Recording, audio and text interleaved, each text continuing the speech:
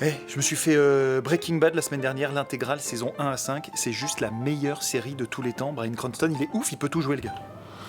Ouais, enfin, il aurait surtout pu ne rien jouer en fait. Comment ça? Bah là-bas, c'était pas lui qui devait jouer Walter White. Le rôle, il était destiné à John Cusack, sauf qu'il a refusé. Du coup, EMC s'est rabattu sur Matthew Broderick, mais pareil, il était pas du tout chaud. Du coup, ça s'est pas fait. Donc Cranston, c'était quoi, le troisième choix? Non, en fait, c'était le premier. Le mec qui a créé la série, Vince Gilligan, il a toujours eu Cranston en tête. Sauf que chez EMC, ils étaient pas certains parce qu'ils pensaient que les gens allaient trop l'assimiler à son personnage de père dans Malcolm. Ils pensaient pas que ça pouvait coller. Un truc qui aurait pu coller, par contre, c'est Gillian Anderson dans Game of Thrones. Elle était en lice pour jouer Cersei, mais au final, elle a refusé, elle a préféré jouer dans The Fall. Tu connais The Fall, toi? Non. Je connais pas non plus. De toute façon, peu importe, Gillian Anderson, ça reste l'agent d'Anna Scully dans nos cœurs. Ouais, mais tu sais que ça aurait pu ne jamais l'être. Ah ouais? Et ouais, à la base, ça devait être Pamela Anderson. What?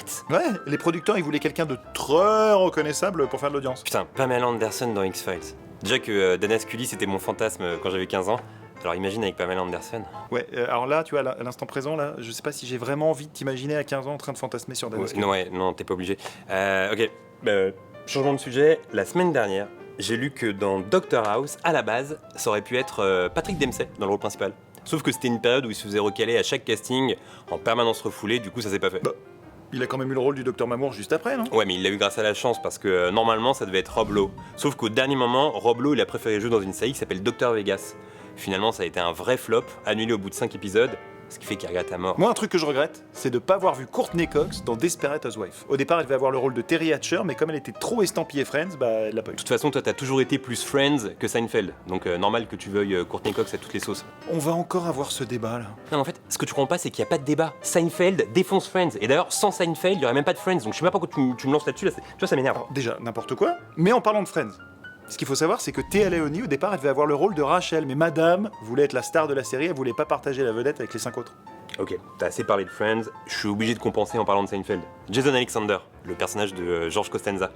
Bah là-bas, ça devait être Larry David qui devait le jouer. Parce qu'en fait, George Costanza, c'est Larry David. C'est calqué sur le vrai personnage de Larry. Oh, il me saoule avec Seinfeld. Bon, il est quelle heure là?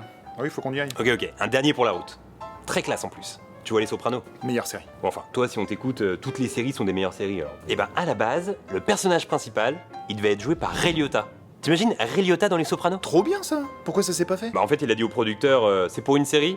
Non, laissez tomber, moi je joue que dans les films, les séries, trop peu pour moi. Oh, il se la pète. Non mais en 98, c'était pas pareil qu'aujourd'hui. En fait, à l'époque, jouer dans une série, c'était connoté un peu loose. Alors qu'aujourd'hui, les plus grands acteurs jouent dans des séries. Je me verrais bien jouer un mafieux, moi, tu vois, genre Marlon Brando dans Le Parrain. Je veux lui faire une proposition, il pourra pas refuser.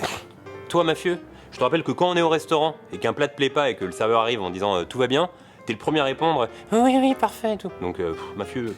Non, moi je pourrais en être un. Dans le genre Tony Montana, le monde est à moi et tout. Le monde est à toi.